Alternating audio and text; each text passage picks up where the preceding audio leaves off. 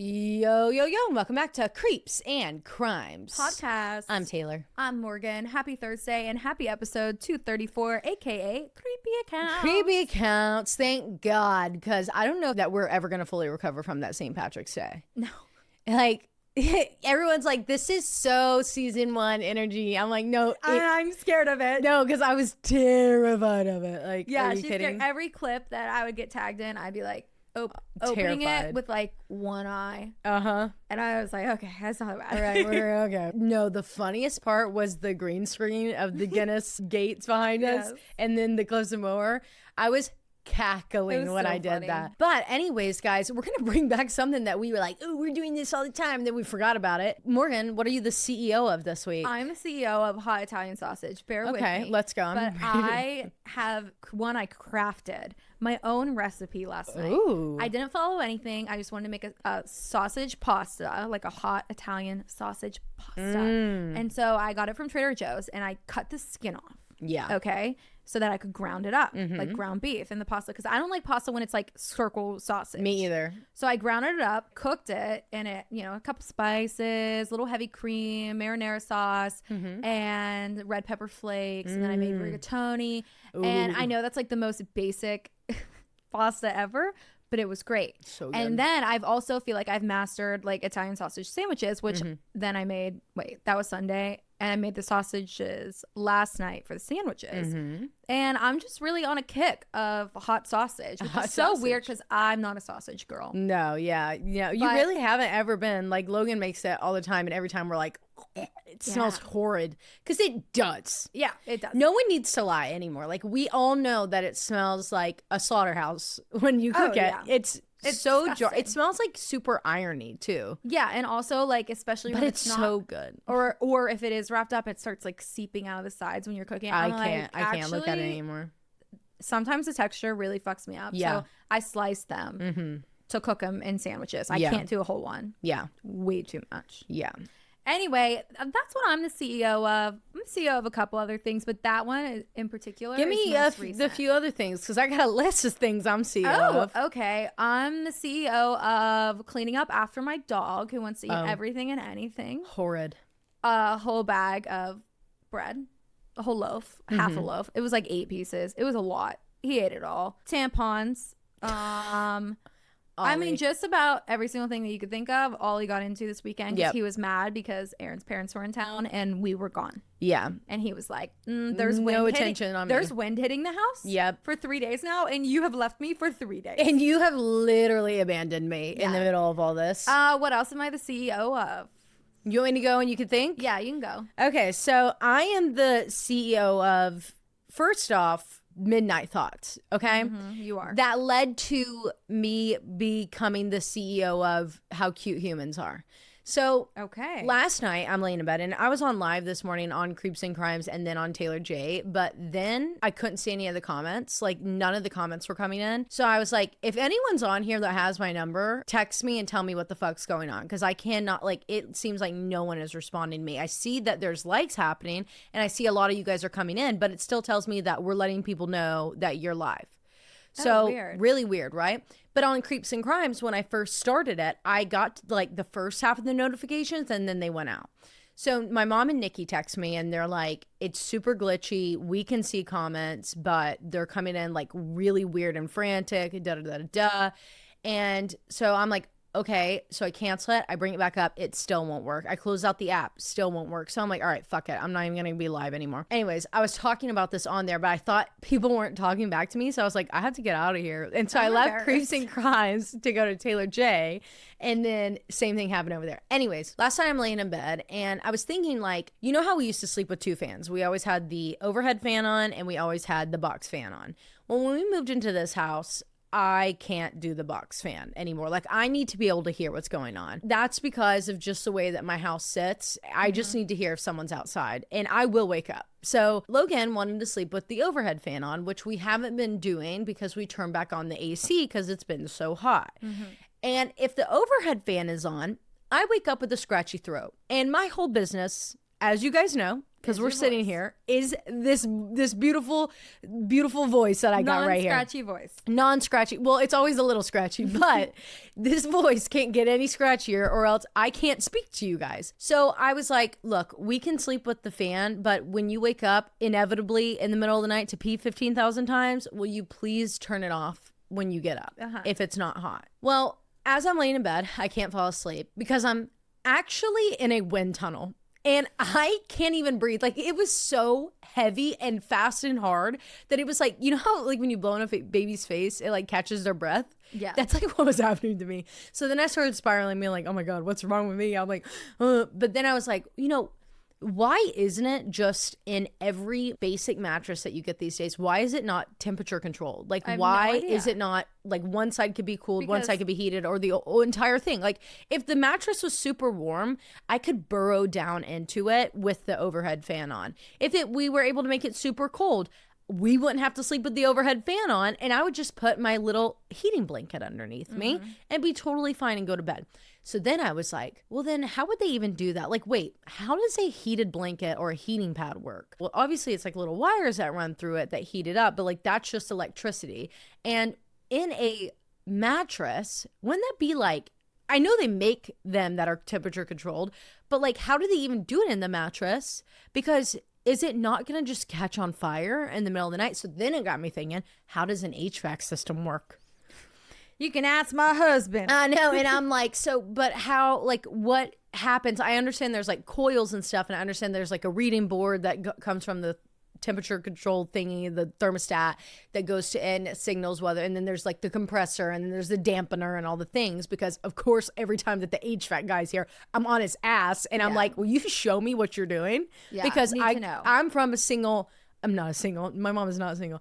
I'm from a stay-at-home mom who always was up their asses so that way she could learn, so that way we didn't have to call them. We could just fix it ourselves. So I would always be right behind my mama when she was behind HVAC guy. The HVAC. Yeah, everyone. I know how to lift up a toilet, put down a toilet. I know how to seal off a toilet. I know how to do everything. So I started thinking about that, and I'm like, how is it like safer for you to have an HVAC versus to have a furnace? I understand that the furnace is like, it's already on fire. Like, it's literally on fire the entire time and it gets clogged up a lot. But like, electrical fires are way crazy. Like, yeah, but those more so aren't HVAC, right? They're like wiring in the walls. Yeah, it's more like the wiring in the walls than anything of it. But then like, when you think about it, if it's heating stuff up, that takes double the electricity to cool it down. So I get on TikTok like 12:45. Logan's asleep. Of course. I'm like, how does a HVAC system work? And then it was, how does a heating pad work? How does a temperature controlled mattress work? And I'm watching all these videos on it.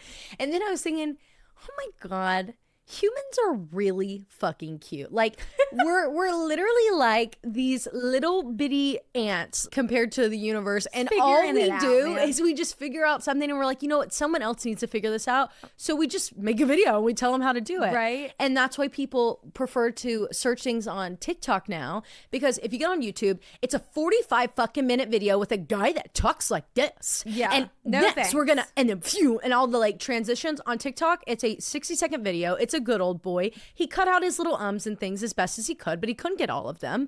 And he explains it really quickly. And by the way, he's been doing this for 75 years, and his daddy did that before, and his pappy did that before him. He knows. He knows what he's fucking talking about. And no one wants to read an article. And no one's going to sit there and Google it and read the first article that comes out. And I'm sorry, Gemini, I love you on Google. Don't get me wrong. I do love Gemini. It's just like so over explained. And if I could just visually see it, then we're done. So then I was like, oh my God, we make these like little places where we just share everything that we know with other people. Yeah, and they were going to take it away. Yeah, and then they're going to take it away. I know. It's crazy. That's so funny. So convenient. And it's like, why do you want us educational on YouTube? It's just creepy men on there that talk about our socks. Yeah. Like, I'm sorry, I'm not okay with that. Yeah, no, I get that. I actually thought this was going somewhere else. I thought you were going to start thinking about like, how did we create electricity? Well, and then you were going to pull in what, Thomas Edison. Edison light bulb. Yep, Edison light bulb.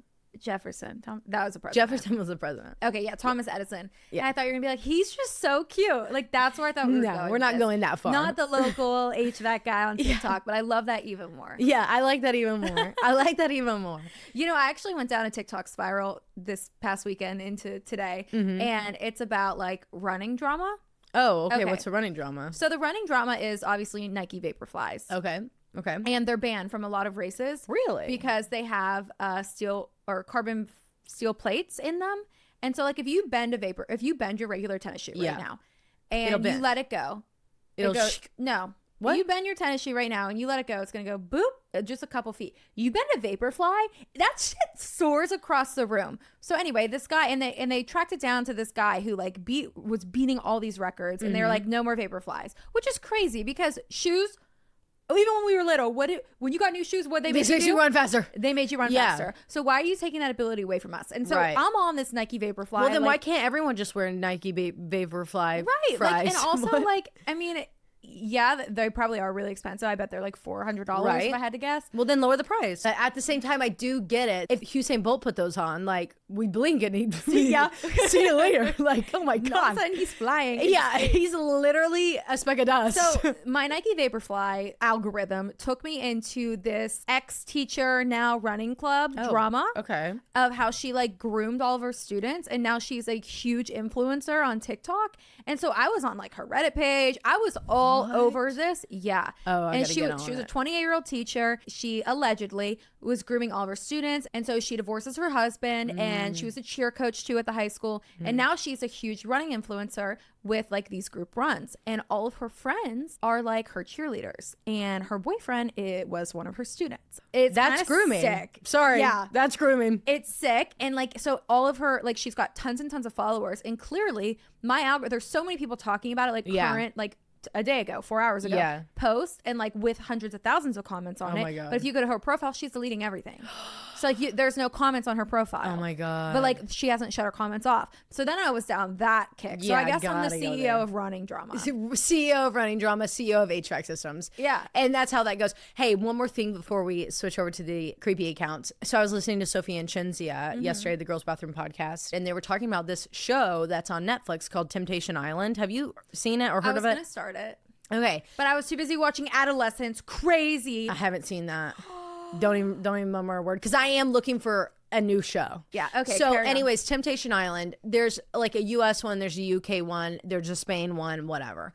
And so Sophia and Shinzia were talking about all the different ones and how they had been watching it. They started watching it in Australia because they had access to the Spain one. Like it was #1 over there. And they're like, this guy's running on the beach and he's screaming. And they're like, Temptation Island is insane because it's not like other shows like Love is Blind and all the things where like whenever someone's like hooking up or something, you just have audio. They show fucking video.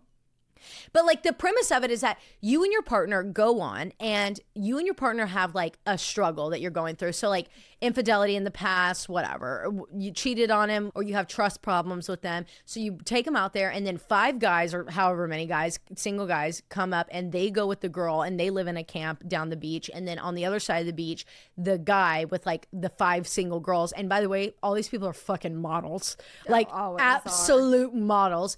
So they're talking about it and they're like, this one's absolutely insane. The Spain one was absolutely crazy. So they're talking about this guy. He's like running on the beach and he's screaming and he's crying and he's watching, because when like you go into this privacy hut where there's no cameras, it puts a red light in your partner's house so you know that they're in the privacy hut, but you can't do anything about it and you can't see anything and you can't hear anything. I would be mental. You can check in. No, I would be in. Me and Logan we watched the trailer for it last night and Logan was like, I literally would be the worst candidate on here. I would first off hide in my room the entire time. I would not speak to any of the girls, and I would be watching your every fucking move. And I was like, I would also be in the room because I'd feel so awkward. You can tune in at any time, and I don't know how it works. I don't know if like you say, I want to see what she's doing, or if they're like, hey, you need to check the cameras.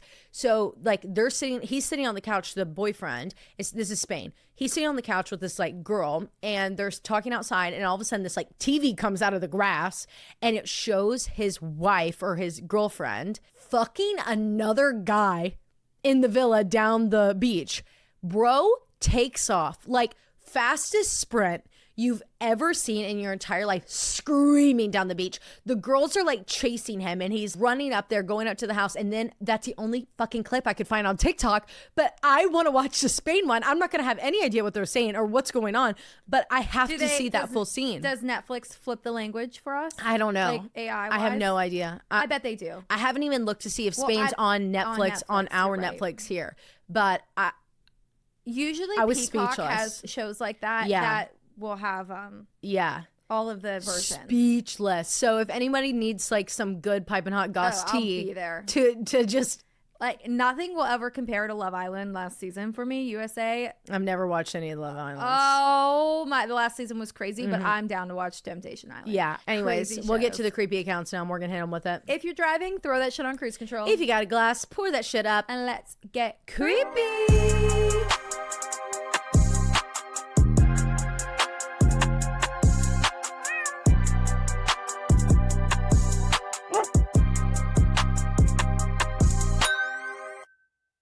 Okay. Well, alrighty. That was an hour intermission. We just chatted for a little over an hour. Had to catch back up. We didn't see each other all weekend. Yeah. Okay. So the first story we have is from Rachel, and it's titled "Screwed Girl Scouts in Tokyo Creepy Accounts." Ooh. Hey, ladies. This is Rachel from South Dakota. Not real. Okay. So you live nowhere? Like crazy. I wrote into y'all back towards the end of September with my creepy hospital account, and you guys read it in the episode you released later that week. Creepy account 40, for those that are wondering. I about died when I got the email that told me you read my story in the newest episode, and I had to oh, we haven't been doing that. Yeah, I forgot about doing that. I did that like for 3 weeks, and then but maybe I'll do it again. Yeah. I had to listen immediately that night after I got off work. When I got up the next day and saw that my sister was still up, she's a night shift nurse and worked the night before, I wouldn't let her go to bed until she listened to it. Oh my God. I was that excited. I even played the episode at work for one of my coworkers that I am good friends with. Both of them had the same question though. Why do you guys say that South Dakota isn't real? I couldn't remember the reason, so I hope you don't mind explaining if you read this in the episode, which I hope you do if my title caught your eye in time for birthday month's episode. Because I've literally in person never met. Rachel? And I'm like convinced that like half of the land is like government like testing shit. Like we don't ever... Okay, if you're watching like world news or like national news or even local news, we still hear stories from like Indiana, Oklahoma, Illinois, Missouri, Maine, Montana. There's nothing ever from local in South Dakota. There's no breaking news from anything. There, okay? So like what the fuck is going on there? I know like isn't that where Mount Rushmore is? I think it's North Dakota. Oh, okay. Right? It's in one of the Dakotas. It's in South Dakota because it's Mount Denal. Is it Mount Denal? No. Bitch, Black Horse. Is that the name of it? Black Horse Brewing Well, Company? no. So the deal, the Black Mountains, that's where they are. I think they're called the Black Hills. Why have we never covered Mount Rushmore? I don't know. Maybe we will. Because it's sacred. So like the native tribes that are from that area, they had this conversation. Yeah, they had the treaty with the government. They're like, don't ever fucking touch these hills. These are sacred hills. Yeah. And the government's like, we won't. Pooh. Here's our faces. These are the founding fathers. Like that's crazy. That's insane. I think it just broke the audio. By the way. Why? It's off huge. The screen. It's off the screen. I'm getting close to catching up to your current episodes. I just finished listening to Creepy Accounts 36 after Morgan returned from her honeymoon. Belated congrats, by the way. Oh my God. So last time I told you about my one creepy experience at work from several years ago. This time I want to take you girlies back 20 years to February 2005 when I was days away from turning 13. At that time, my family was living on a military base in Japan because so you're a military family and now you live in South Dakota. So that explains our lore right there. And that's okay, bestie. That's literally what we were talking about. Because there are some Japanese names and words in this account, I'm going to try to do my best to provide good pronunciation tips. Thank God. Thank you for the turkey sandwich. Thank you. Good luck to whoever reads this. I hope my tips help. So my family was halfway through year one of a 3-year-long deployment, and I was in the base's Girl Scout troop for the girls older than junior. That's fun. There weren't enough of us to have separate troops for cadets and seniors, so 5 of us were just put in one troop together. One of the girls, who I'll refer to as Mimi, was actually a Japanese native whose mother worked on base, and they were essentially our guides whenever we went off base for trips. Mimi was like me, more of a soft-spoken person and a bit on the shy side. In comparison, the other 3 girls, who I'll refer to as Nancy, Bess, and George, were a lot more outspoken and outgoing. The 5 of us were excited because we'd managed to raise enough money for a trip that only we older Girl Scouts were able to attend in Tokyo with other Girl Scout troops our age from not only other U.S. bases in Japan, but those in all of the West Pacific. It was called the USA GSO, or USA Girl Scouts Overseas, Winter Conference, a huge event held in Tokyo at the National Olympics Memorial Youth Center, where we were told they once housed athletes and coaches for the 1998 Nagano Olympic Games. The conference started in the middle of the week leading up to the President's Day weekend, so we actually got to miss 3 days of school for this trip.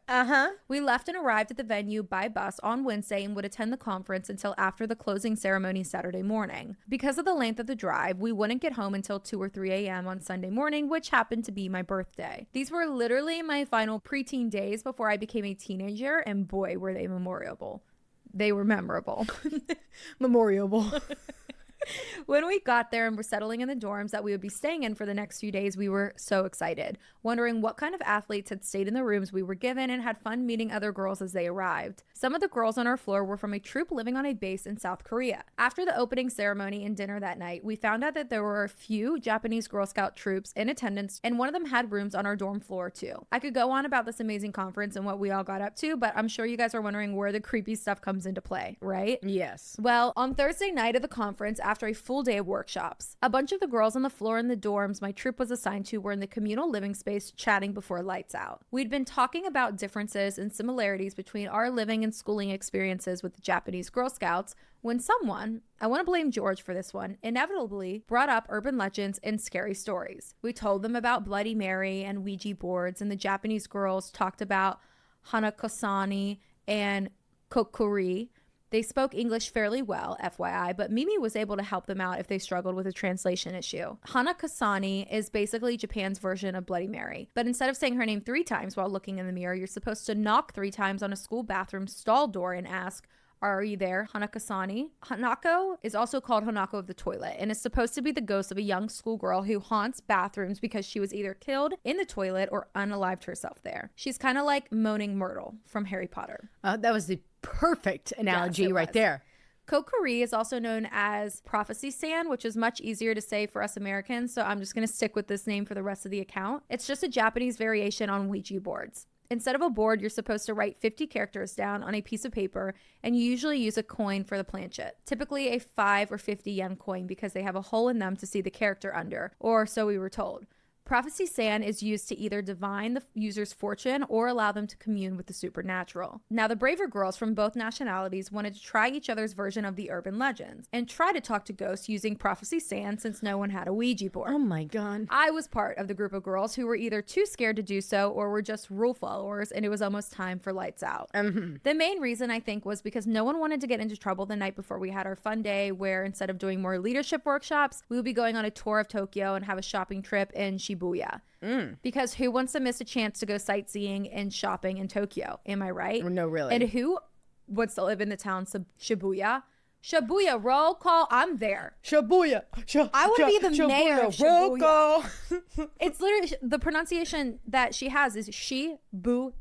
Shibuya. Shibuya. Shibuya. Roll call. My name is Morgan. Yeah. And I'm a podcaster. And when I get on mic, I always burp and burp and burp. So I remember settling down in bed after reading a chapter of whatever book I was reading at the time with a book light because lights were supposed to be out. These rooms were tiny, FYI. The bed easily took up 70% of the room, and it was only a twin-size bed.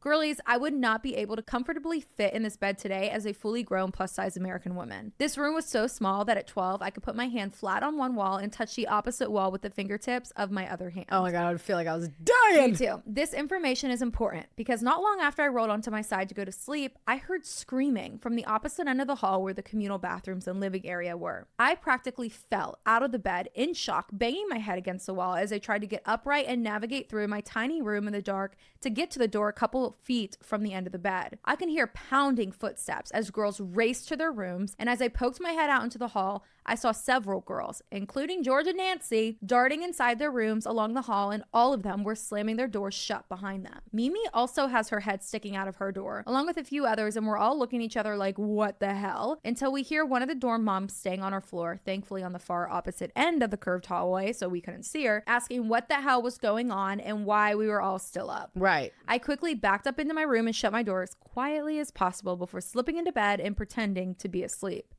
Later, when one of the moms came to my room and asked me what I was doing, I did my best to pretend that I had just woken up and asked her what was going on and who was making all the noise. Thankfully, I looked sleep-rumpled enough for her in my PJs and with a messy bed head that she just apologized for waking me and let me go back to bed. Yeah, right. Get up. Wake me up. Yeah. Some of the other girls weren't so lucky because they were caught still in their day wear. Ooh. I didn't find out what happened until the next morning when we were on a bus to Tokyo Tower to start our city tour. Nancy, Bess, and George were lucky not to get caught because they'd been in PJs after showering after dinner the night before, so it had been hard to prove that they'd been part of the group that were caught up after curfew. So George told Mimi and I that those who stayed up had split into 2 groups. One group went to the bathroom to try to summon Bloody Mary and Hanako-san, I think, while another tore out a page in their notebook to make a prophecy sand. Bess and George were in the bathroom group, and Nancy stayed in the living room area for prophecy sand. For Bess and George, nothing happened when they all took turns to summon Bloody Mary. Meanwhile, the prophecy stand group was starting to get some movement from the coin. 2 girls on opposite sides of the coffee table they were doing this on had one finger on the coin and were swearing to the other that they weren't moving it. I don't remember if Nancy said whether or not the 2 girls were American or Japanese, or if they wrote English letters and numbers on the paper, or if they used Japanese characters and had someone translate what the combination of characters said. But what I do remember is Nancy telling Mimi and I that prophecy sand was telling them to go, to leave. Back in the bathroom, the girls had moved on to knocking on the stall doors asking for Hanako-san. Bess, I know I'm saying that wrong, Rachel. I'm so sorry. Bess swore that when it was her turn to knock, something knocked back, causing her to scream and set off the others, some of whom also claimed to have heard the knocking. According to George, Bess was the first to book it out of the bathroom and race down the hall to her room. Nancy claimed that just before her Prophecy Sand group heard the screaming from the bathroom, Prophecy Sand started warning them of danger, that someone was coming.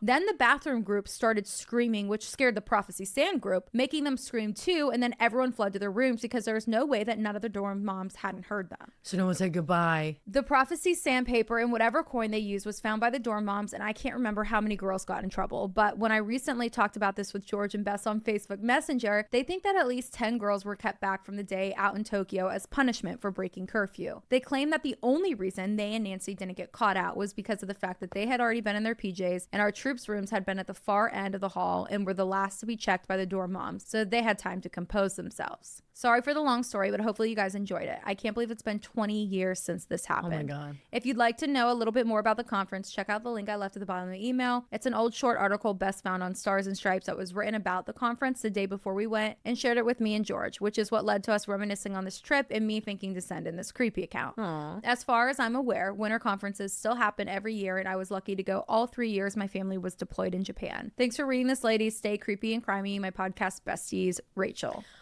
Rachel, Lord of mercy, girl. That's crazy. Thank God you were already on it. You're like, I'm not being a part of this. Yeah, this is okay, Rachel. You might be the first listener to ever be like, and you can guess what group I was in. Yep. They're all of our listeners, and we're like, so you were in the, so you were doing the Ouija board. You were doing the Ouija board, and Rachel's you're like, actually, I had a fucking head on my shoulders, yep. and I was like, Morgan and Taylor are gonna yell at me in if 20 I years do from this now. 20 years from now. So I'm gonna stay right here in bed. So I'm gonna get my ass in bed, and I'm gonna stick. But you're right. No one said goodbye. No one said goodbye. But that was the last night there. That was, yeah, or the second to last. Right. So I wonder if anything else happened. That's crazy. Well, I wonder if like after the parents found all that, they just were like, goodbye. Like, yeah, goodbye. Oh my God, Morgan, imagine. Oh, our daughters have a big sleepover. I'd be like, get back out here! Get your fucking ass here and say goodbye. I would be a psycho about it. Me and you would have to be like, goodbye. I'd goodbye. have Susan, you tell them too. Susan, shut it off right now. Get it done.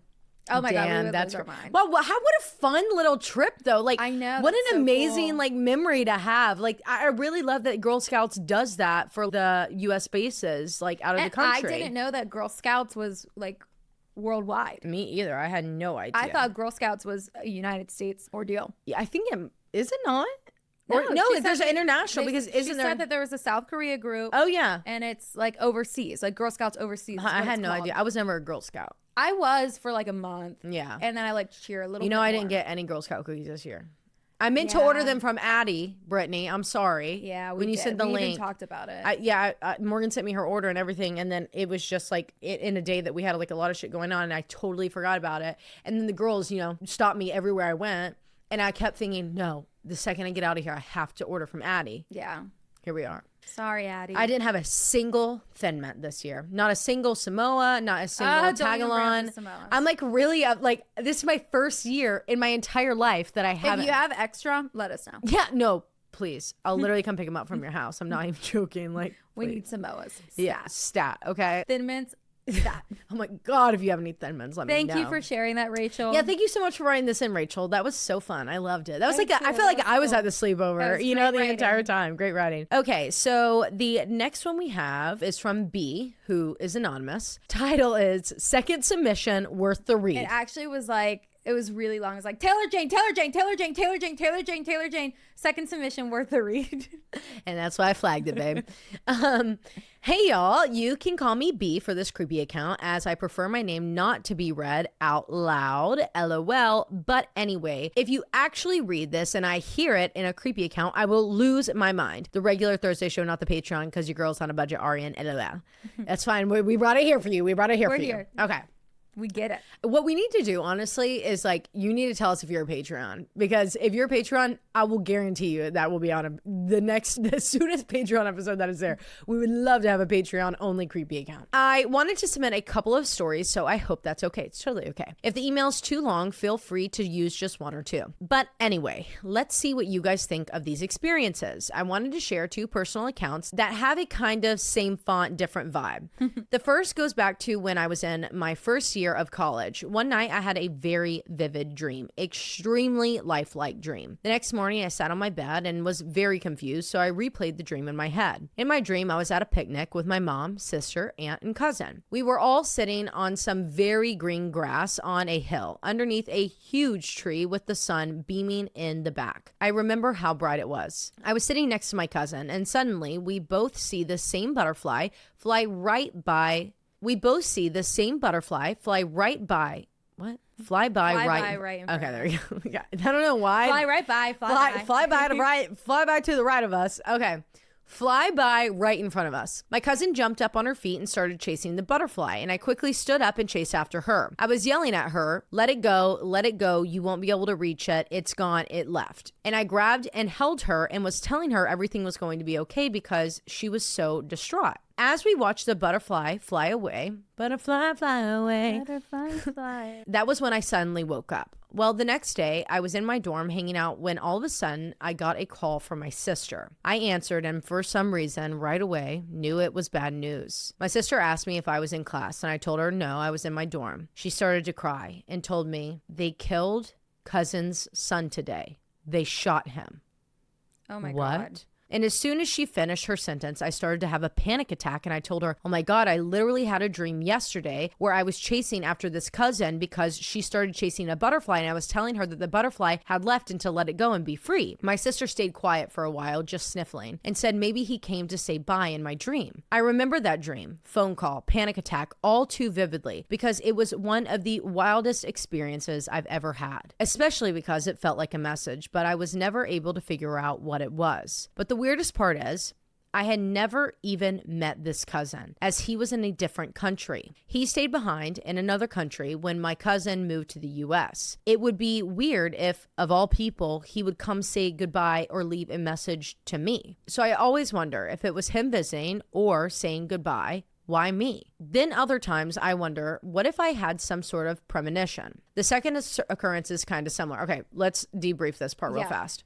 It could be a premonition, but a premonition, or it's not him saying goodbye to you. It's more like I'm seeing him, the one who passed away, as the butterfly. That's how I'm picturing it. And the cousin, it's the cousin's son. She's chasing it, and then our writer B, our Bessie, is running after and being like, "You have to let it go. You have to let it go. You have to let it go." So it's not like he came like necessarily to say goodbye to you. It was more like, hey, she's gonna need you in this support. So I don't know if it was his spirit being like, she's gonna need your support, or if it's like her higher self that knows what's coming when the physical self doesn't, like letting you know. That's crazy. Yeah, no, that is crazy. And it reminds me of, I think it was a creepy account that we had, and I want to say it was like in like Thailand or like somewhere like that, where someone had a dream that a cousin that they never met, a family member that they never met, drowned or died. Oh my God. Do you remember that? Yeah, and yeah. Like, but I had never met them, and why did they come to me? They were also in a different country. Yes. This was like a year or two ago. Yeah, this was like a minute ago. But like they were remember on that. vacation, like somewhere out in that area. Yeah, and they got the call that the cousin died, and I want to say like Philippines or something. Yeah, something like that. And a cousin died, and they were like murdered. Yeah, and it was. Do you remember? Yeah, I do. I can't put my finger on what exactly it was. Yeah, because we were trying to like that discussion. We were just same thing of like who was it that came. But here's another thing that just kind of popped in my head. Let's say it is him that came to say goodbye to you. The only explanation I can think of that, other than like trying to let you know, like, hey, you need to be here for my cousin. But granted, it's your first year in college. Like, don't hold grief that you never met me. Let it go. Maybe kind of that. But what popped to my head is a past life connection with this cousin. So if you haven't met with Susan, that'd be a good idea. That'd be a really good idea to do a past life reading, or just go and like have this conversation about this, because she'll be able to tell you it was a past life, and if it's a past life, you can do a past life regression and figure out what the connection is. Because for all you know, this person could have been like your best friend, your dog, your uncle. I don't know why I keep going back to the creepy account, but I swear we said the same thing. I know, Morgan.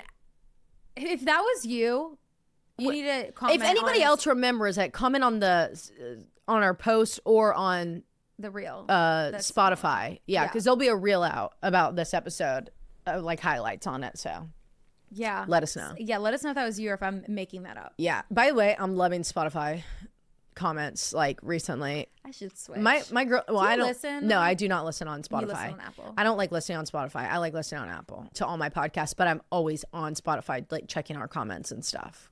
Okay. Yeah. By the way, before I move on with the second part of the story, our girl Molly, I think is your name, in Celestial, in our Spotify comments, you always be hacking bitches up in there. Like, yeah, no one's getting past her. I saw her going after Marty Bass. Like, good. Yeah, or Chris Fike, whatever his name is these days. Chris, we can fucking read. Clearly, here we are. She literally commented, "Why don't you get your own fucking podcast and try to read on there?" I love that. Thanks, Molly. I was literally like on the floor. Okay. My second occurrence is kind of similar. Told ya it would be. Wink, wink. Same font, different bag. Exactly. This one also has to do with a dream. But just a little summary first of something else that happened that same night, because I think it may be tied together. This night I'm referring to, I was first woken up from my sleep after I heard a knock on my bedroom window. When I woke up, something told me not to open my curtain to check and see if anyone was outside. I simply ignored it and I went back to sleep. Then I had a very vivid dream.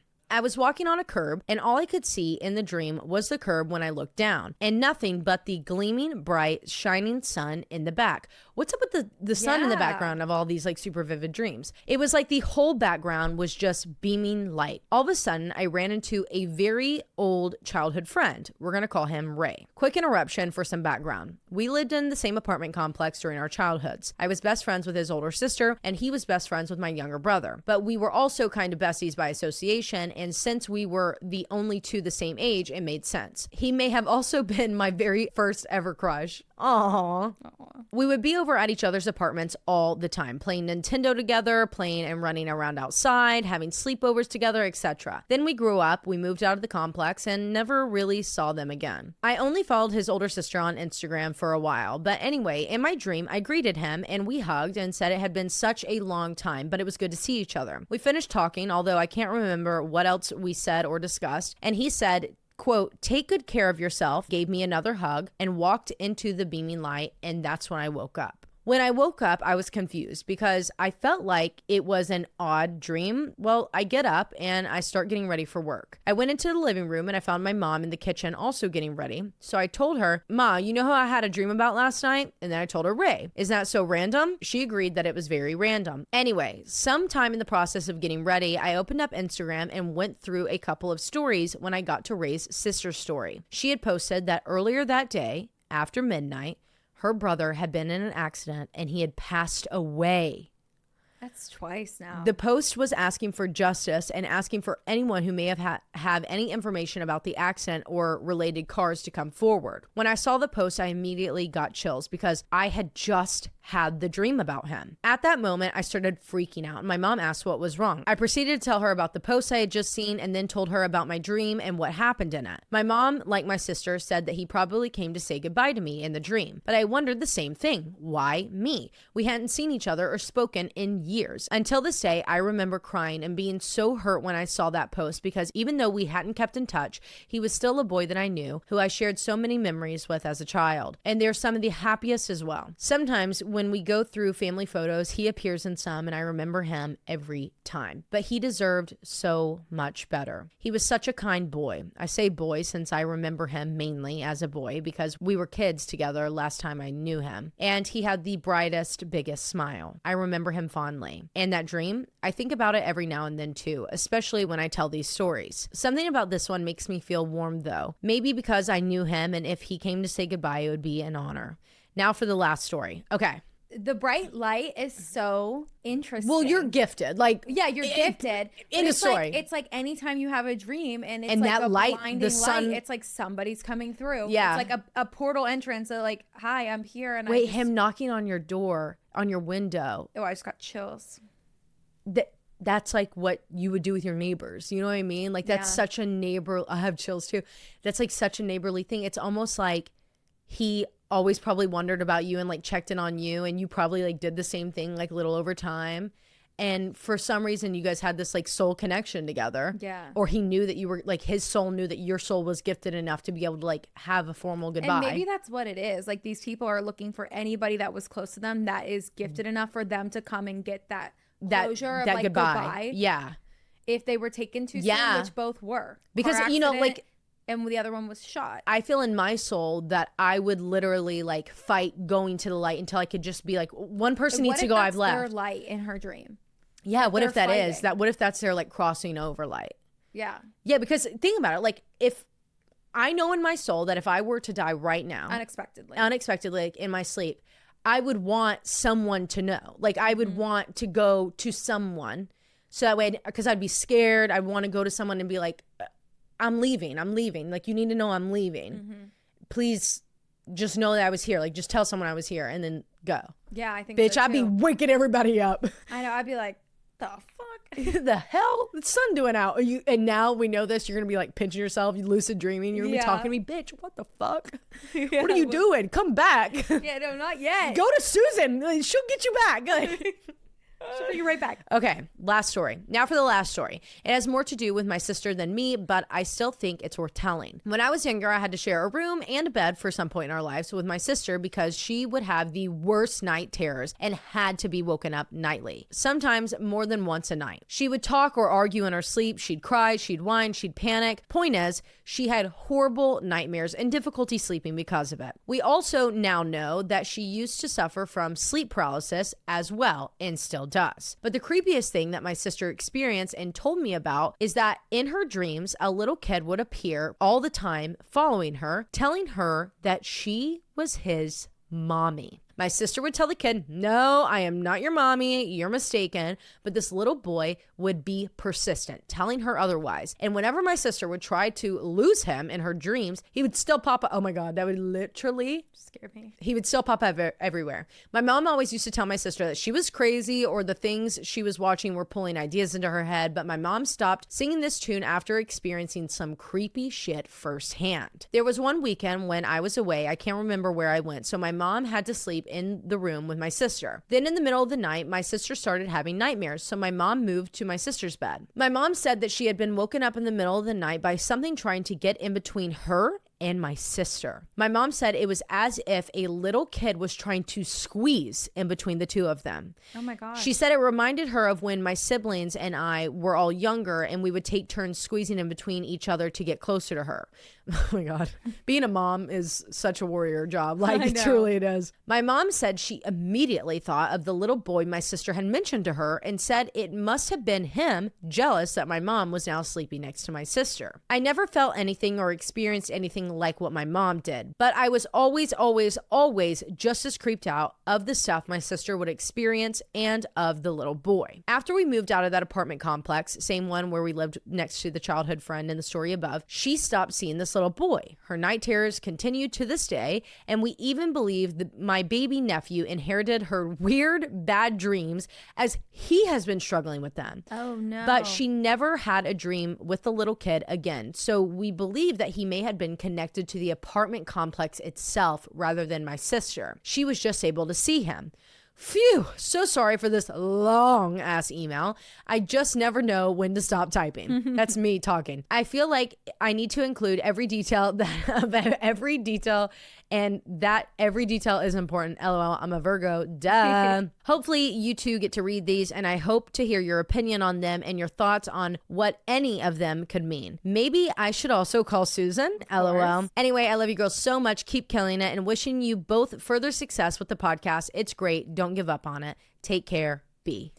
Okay. B. Last story, I don't know. I don't think that it was someone at the apartment complex. I think it was. I thought it was like her kid. Yeah. Like, or even her nephew. And then they like stopped showing up after a while because they're like, okay, she's just a kid. Like, I'll come back to her later. Yeah. But like in real life.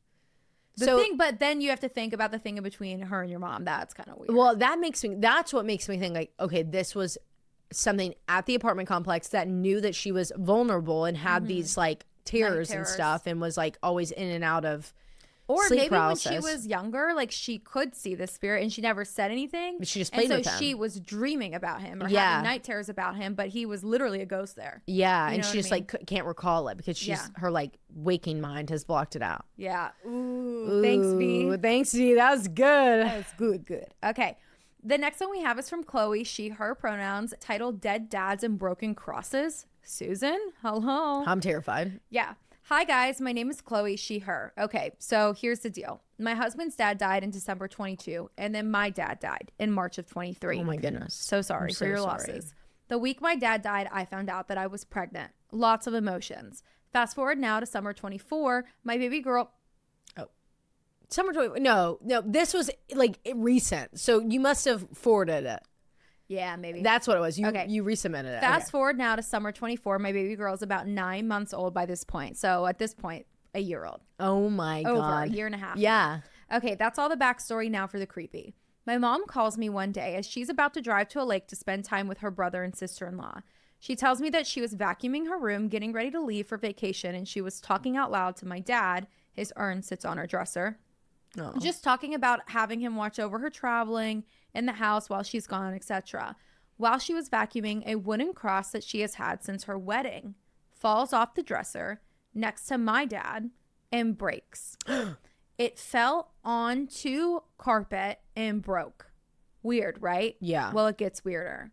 A couple weeks later, I'm on the phone with my only sibling, my brother, when he tells me that he was getting dressed for the day when the cross necklace he has had since he graduated high school, like 10 plus years old, and wears every day, fell off the chain onto the carpet and broke. Oh no, something's wrong. This necklace was made of tungsten, which is metal. Oh my God, tungsten steel, like that shit you can't.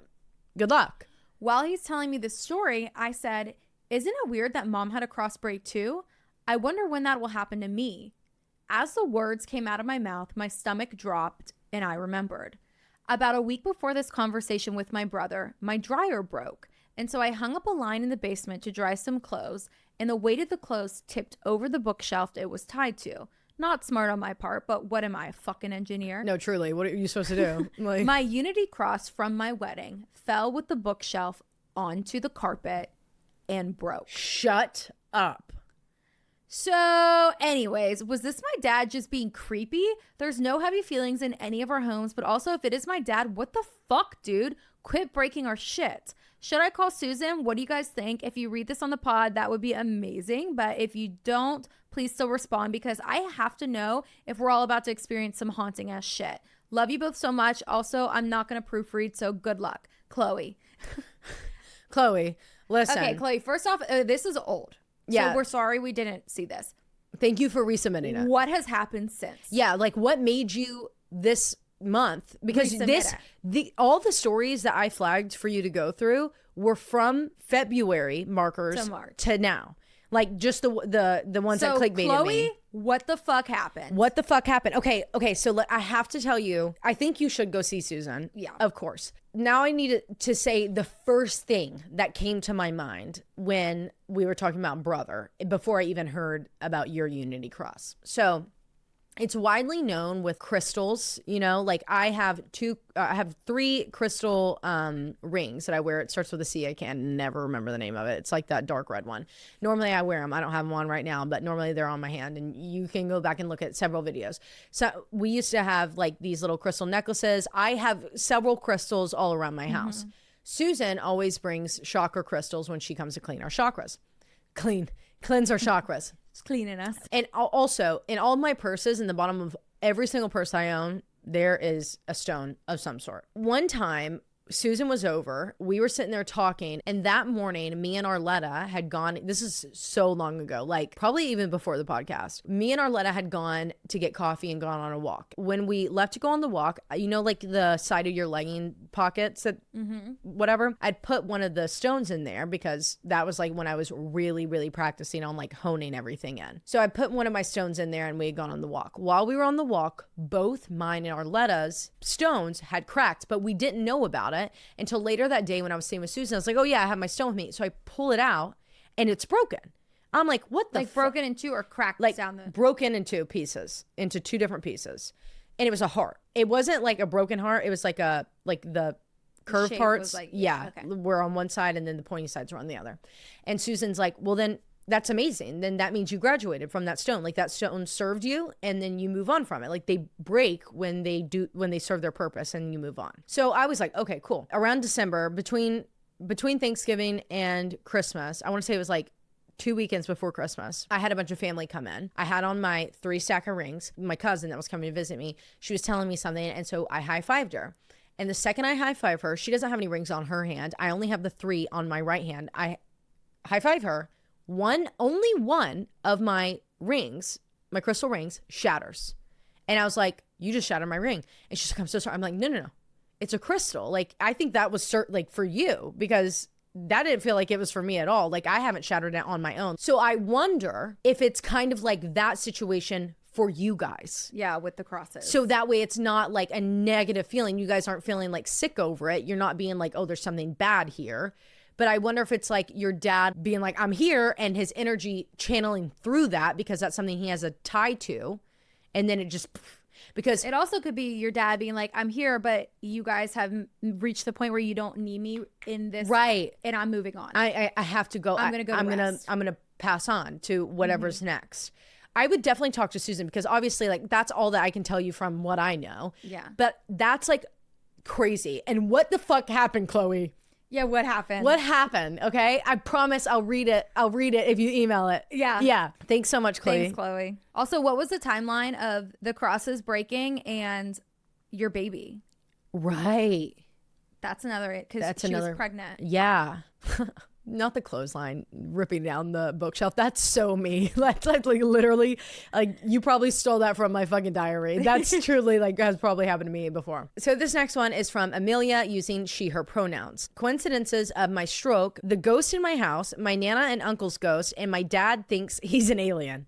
I'm locked in. I'm here. You got me. Hey girls, my name is Amelia. I go by she, her. You can use my name if you read this on the show. I'm a new listener from Two Girls, One Ghost. Hey. And here is some info about me that's important to have in the stories. I'm 19. I had a stroke when I was 18. I have 4 stories for you. Coincidences of my stroke, the ghost in my house, my Nana and my uncle's ghost, and my dad thinks he's an alien. I hope y'all enjoy the stories. Sorry for the typos and if it's long. Story number 1. We never mind typos and we love a long story. I had a stroke in June of 2024 when I was 18. God.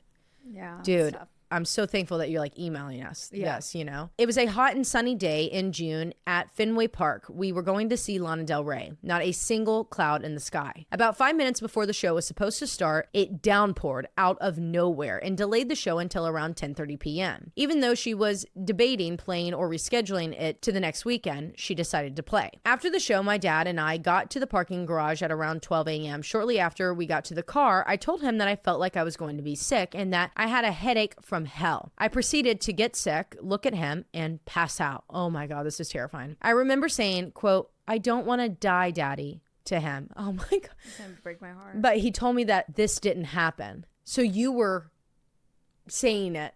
Yeah. But not saying it out loud. He called the ambulance once he could get service because he couldn't get any since we were in that underground parking garage, and it took an hour. Turns out we were only 5 blocks away from the best neuro hospital in Boston. If it wasn't for that, quote, stupid rain, her deciding to play, and us only being 5 blocks away from the hospital that I would end up living at for 2 months, I most likely would be dead today. You had angels on your side. Yeah.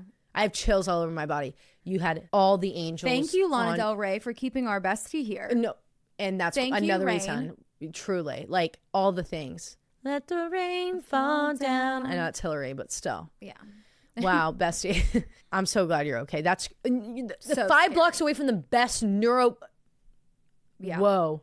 That's unbelievable. So story number 2, background info. We moved into this house that I currently live in when I was about 9 or 10, and I am now 19. My room is on the 2nd floor along with my brother's room and our bathroom. The bathroom is in his room, so I have to walk through our, quote, middle room that just has random things. I have always been very in tune with the paranormal, and it always has fascinated me. When I was about 15 or 16, I had my first terrifying experience. It was the middle of the summer, and the upstairs was always extremely hot. At the time, I had an AC, and my little brother did not, so he was sleeping in the living room where it was cooler. It was about 3 a.m. or so, and I was still awake watching TikTok like a normal teenager during COVID lockdown. I had to use the bathroom, so I made my way to his room. I had an uneasy feeling, but I just thought it was because I was alone in the middle of the night. After I used the bathroom and I opened up the bathroom door, I saw this extremely vivid picture in my head. It was a movie in my head. I have no idea how to explain it other than that. That's a vision that you had. Like, yeah. My brother's room is long and both walls are slanted with about an inch or 2 between the 2 walls. Anyways, I saw a girl hanging about 3 feet in front of me. She had long brown hair hanging over her face and she was wearing a white dress, almost like a nightgown. There was a male sitting next to her with black pants and a wife beater. He was holding a bloody axe and his shirt was covered in blood spatter.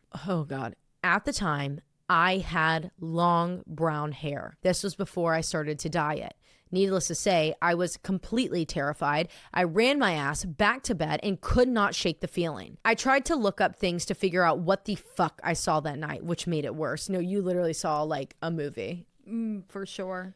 Like that reminds me of The Conjuring. No, yeah. Why is it always long, dark hair, wet in front of the face, white nightgown? Because that's what we grew up. Yeah, that is. Horror like film. All I know is that you just made me feel so old with the fact that I'm a teenager. TikTok as a teenager in bed in COVID lockdown?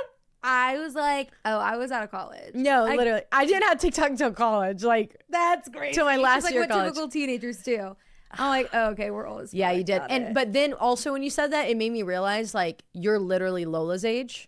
Mm-hmm. Story number 3. This one is happier, I promise. It's also a few smaller experiences rolled into one. For some background, my uncle passed away on my 4th birthday, and my Nana passed away when I was 9. I was extremely close to the both of them. Whenever I visit their graves, they were buried in the same plot with my mother, and we leave, the radio always plays songs that one of them loved. Oh my God, such a good little hi. Yeah. One day I was having a hard time leaving. My mom had walked away and started the car. As soon as she turned on the car, she turned up the radio and The Dancing Queen by ABBA was playing. That was my Nana and I's favorite song. Aww. There was another night that I had this uncontrollable, anxious feeling that I needed to go to the cemetery. It was about 8 p.m. and I had just showered. There was no reason why I needed to be going to the cemetery that night, but I texted my mom while I was getting dressed and told her what I felt, and she said she had the same feeling, and we decided that we should go. One of my uncles, not the dead one, lives diagonally from the cemetery and his lights were still on, so we decided to stop there first. worst. The entire drive, I was shaking uncontrollably. As soon as we walked in his door, I stopped shaking. My uncle is a big Italian man who is not lovely, but that night I went to hug him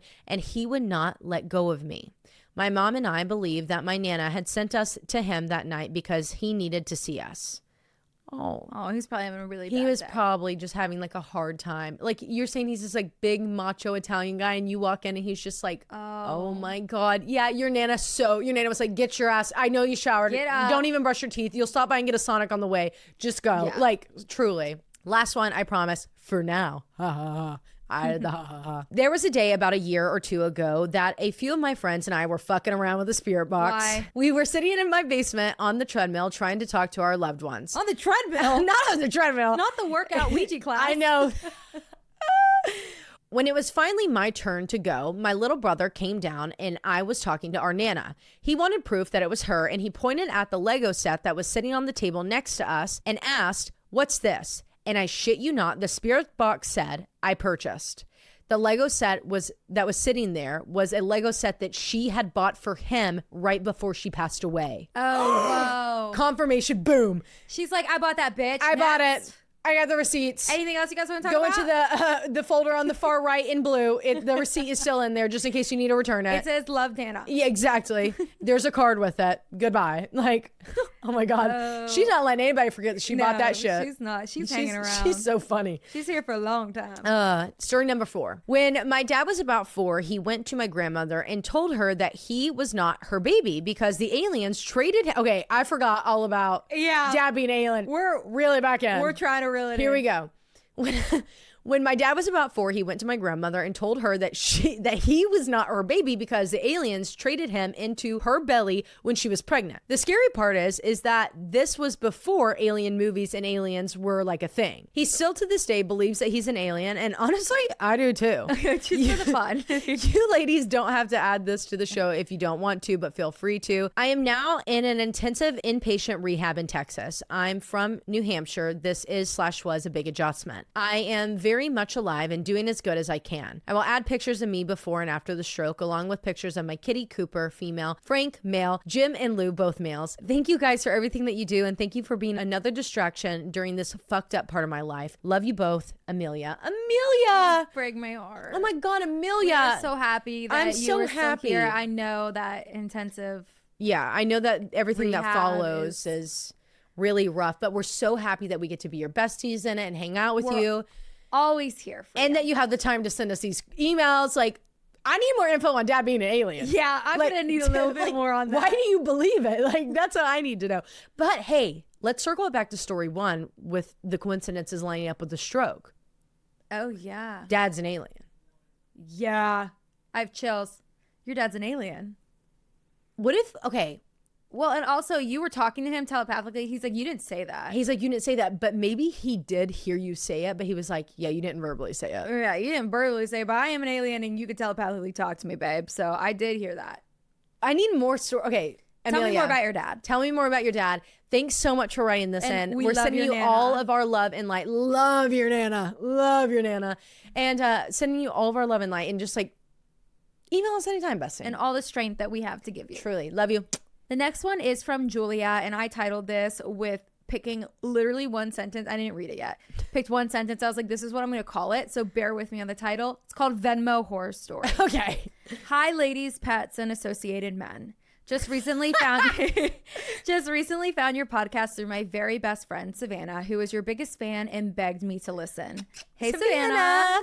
She knows I am very particular about what I listen to, and I have a hard time giving new things a chance, LOL. But your banter and best friend humor is hilarious, and the storytelling is top tier. Thanks, bestie. Anyway, let's get to the point. When I was about 18 years old, Savannah, who I will now address as S, family had asked me to house sit, dog sit their 2 dogs while they are away for a weekend. Glad to help, I said yes.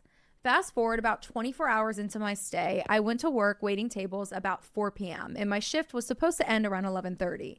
Everything was normal and I drove back to their house. I immediately got in, let the dogs out into their fenced backyard, brought them inside, and locked all the doors before getting in the shower, plugging my cell phone in on the bedside table and closing the door. Okay.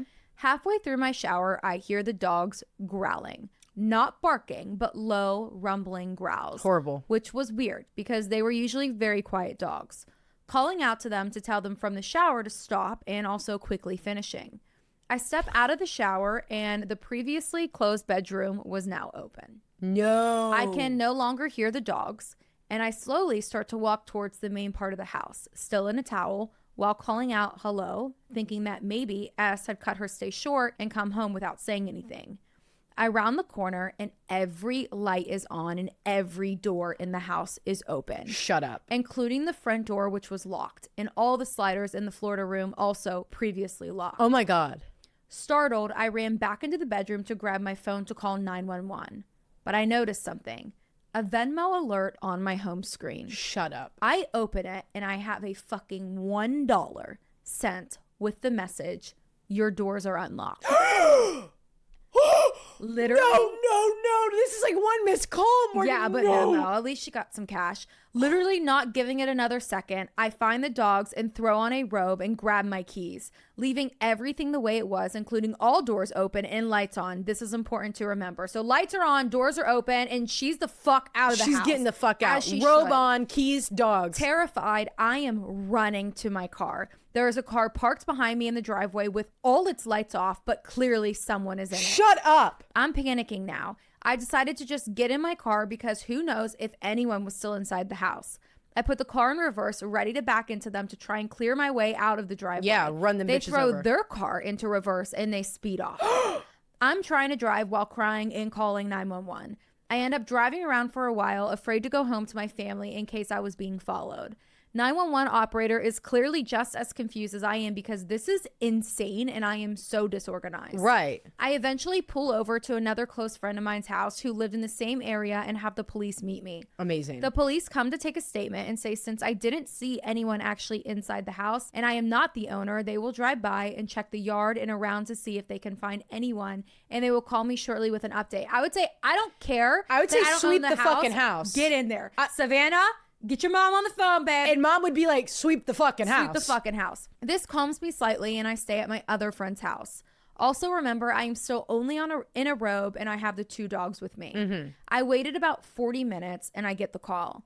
They went to check out the house and every door had been closed and every light had been shut off somehow. Shut up. Safe to say, I don't go back for the rest of the weekend and I just take her dogs home with me and I watch them there.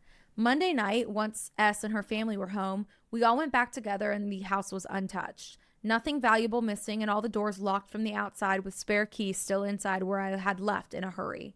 Unfortunately, I never figured out who it was and the local police department didn't either. This was about 6 years and I have never experienced anything like this again, but can never really shake the feeling of adrenaline when I think about it. Thanks for reading. If this ends up on the pod, feel free to use my name to short and edit as you see fit. Keep doing what you're doing. You're so great at it. Lots of love from South Florida. Also attached is my doggy and the 3-legged kitty just for smiles, Julia. Okay. Julia? Joke's on this motherfucker because they lost money. Yeah, truly. But I'm so sorry you experienced that. What the fuck? And what's where even do you scarier? You need to personally. Somebody, where do you live?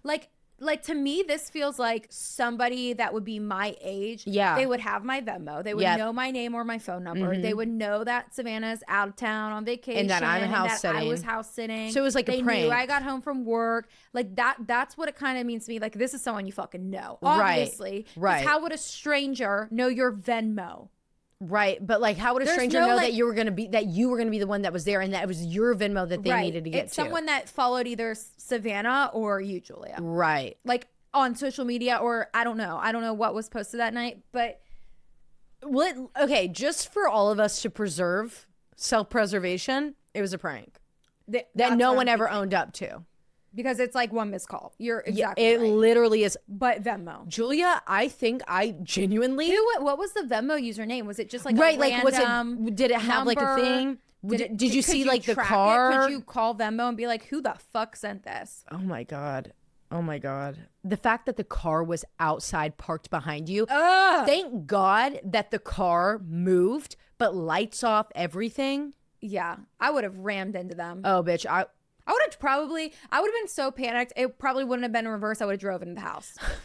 But if I'm being honest. Are you kidding me? I'd have been so mad and scared that I think I would have chased them down and pit maneuvered them off the road. Like, I would have been just mad as fuck because my deal with showers. Yeah. Like, I'm so scared of showers. They're getting enjoyment of you being terrified running out of the house. Right. And like seeing you in like your robe running out. Like you put your thing up and they open up every door, turn on every fucking light. That's why the dogs are growling. And then they clearly stuck around to go fix it all. Right. So then where were the dogs when you found them too? That's another question I have. Like, because if all the windows and doors and shit were open, like, not the windows, all the doors were open and all the lights were on, like, and the fact that the dogs were growling but they weren't like barking, they didn't know him.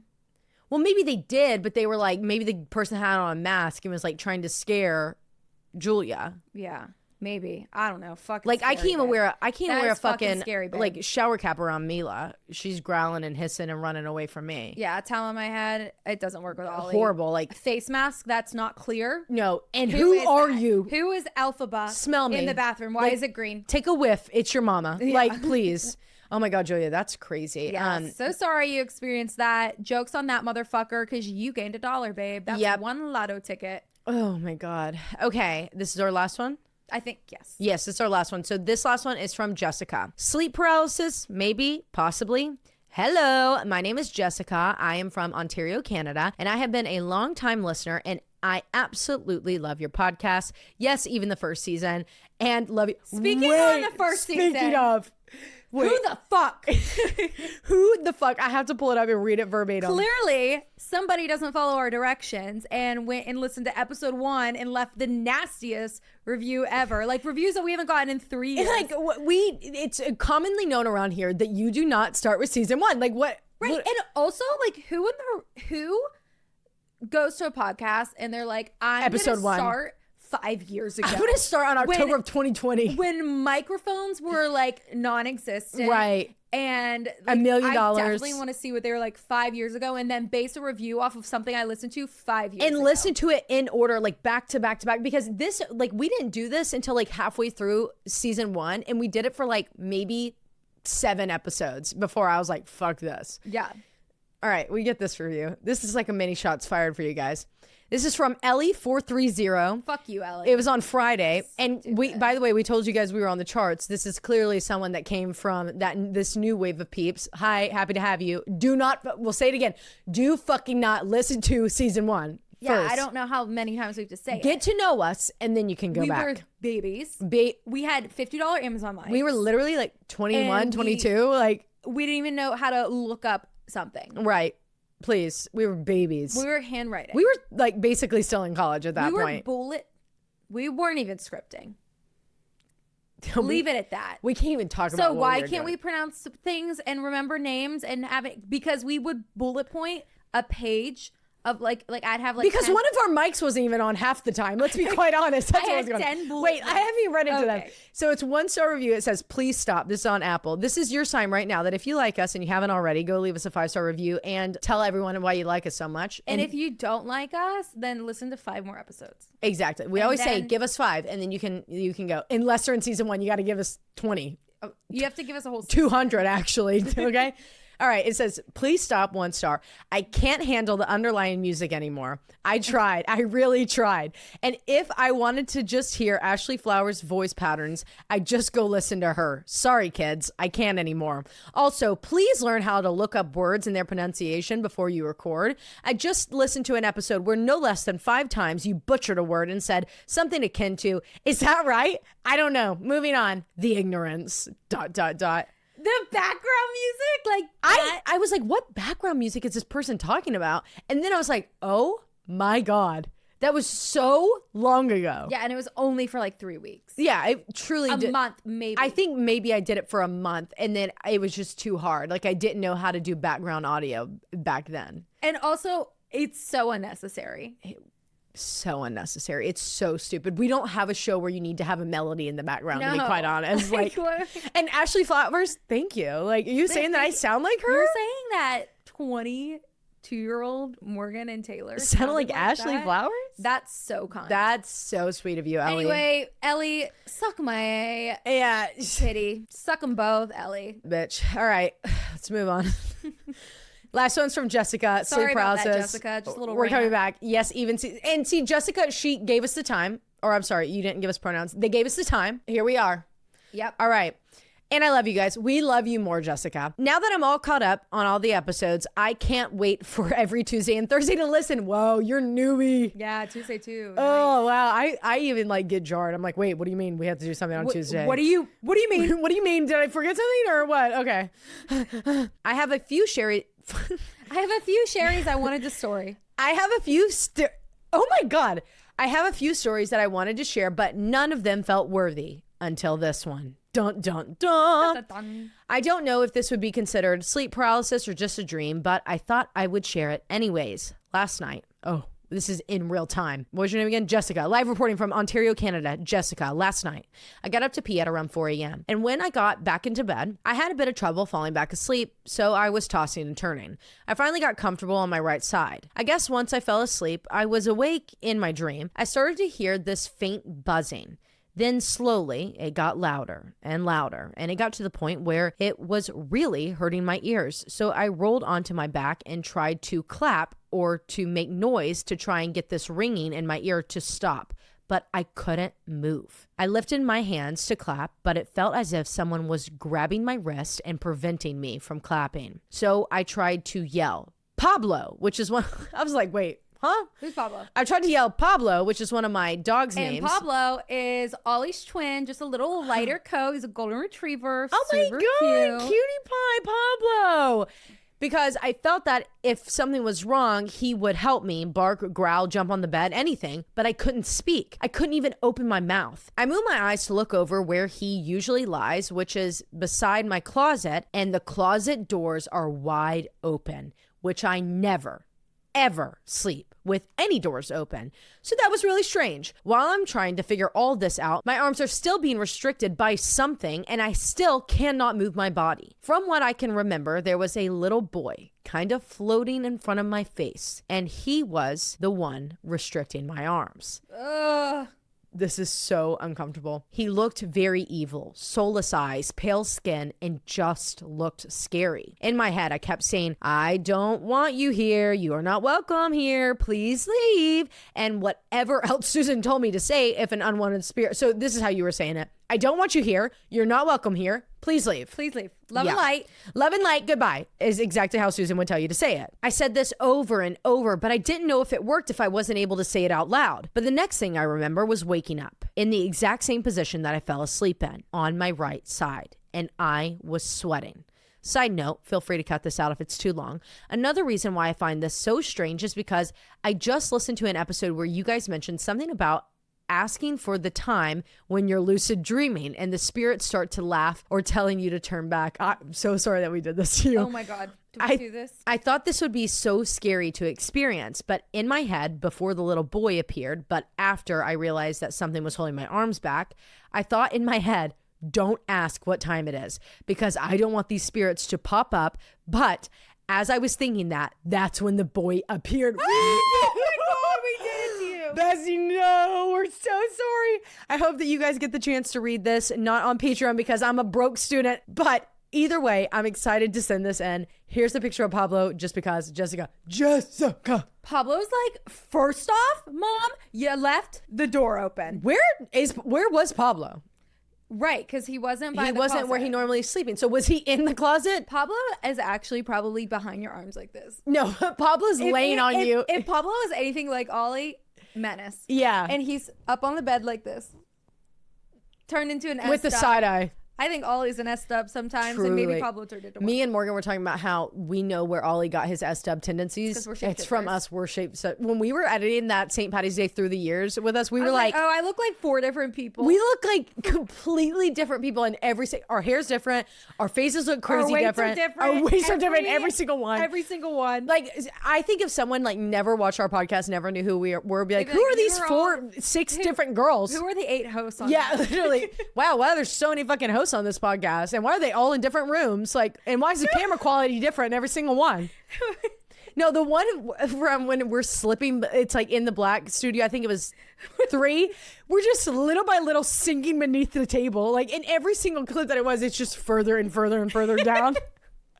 And then that 2.0, the whole Rode mic is taking up our entire face.